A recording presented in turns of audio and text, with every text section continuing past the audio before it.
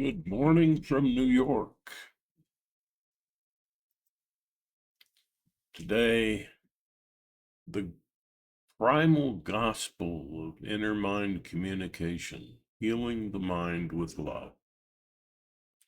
The good news of inner mind communication is an understanding of how damaged faith and love can be cured by loving communication with our body, ourself, others, and our higher power of imagination, the inner artists of our mind. We all have damaged faith and love. It is a helplessness to get our needs met because of trauma. Because of this helplessness, damaging anxiety rises high. To end that anxiety, our mind tries to hang on to the message of the need, but that has become too anxiety provoking. So it creates false needs, only symbolic of the real blocked needs. Symbolic needs are addictive because they can't be satiated or fulfilled.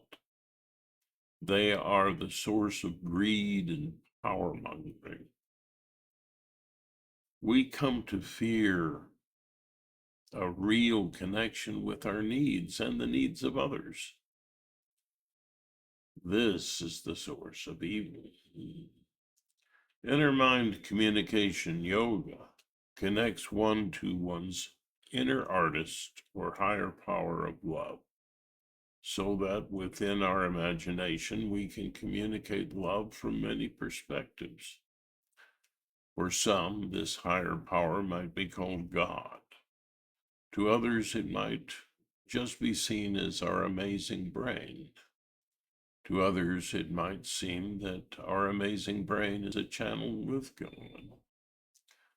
Spiritual healing is a path that starts with loving communication with ourselves as our dramatic experienced self or emotional kid, with our inner artist, our inner caregiver, and our inner counselor, and of course, with loving communication in our daily lives.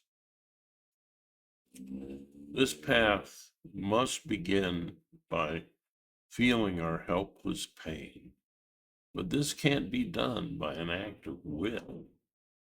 It must occur because attempts to love from many perspectives cause symbolic need and symbolic love to begin falling apart, since they cannot hold up under the power of such love. Love that feels surprising, a gift of amazing grace. Once we feel the real needs, we see them as no longer current things to be fulfilled, but as losses to be grieved. As we grieve, we grow in the ability to forgive. As we develop the capacity for forgiveness, we reach remorse for when the helplessness in us to love hurt others. Punishing approaches demand change. Starting at the end of the process only creates changes of behavior from fear. How good is a person who's only good because they fear not to be?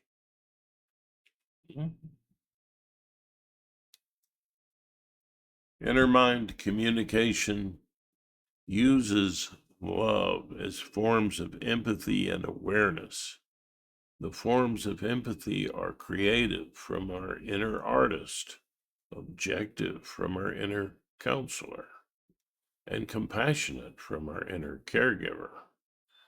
The forms of awareness are focus, play, and expression in connection with our bodily feelings. The forms of awareness connect us to our infant mind. how we experience things without language or self-concepts. This helps us to not be ruled by self-concepts pushed on us by others and society.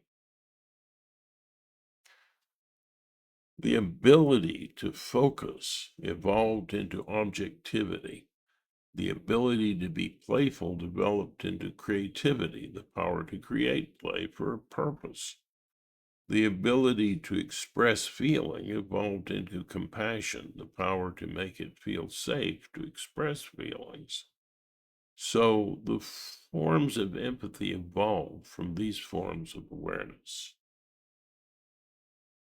The primal gospel of inner mind communication is a spiritual revolution, gaining greater artfulness from creative empathy, greater truth from objective empathy, and greater goodness from compassionate empathy.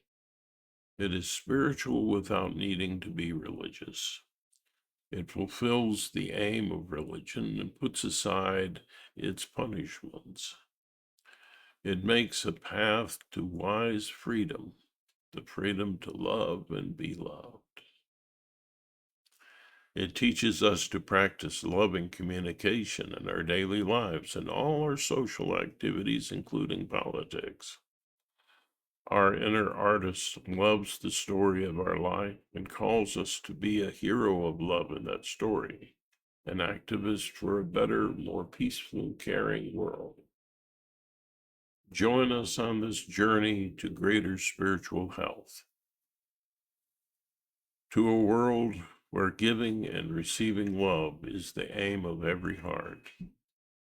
Until next time, keep looking up to the heaven of love. It may be only a thought or an act of kindness away.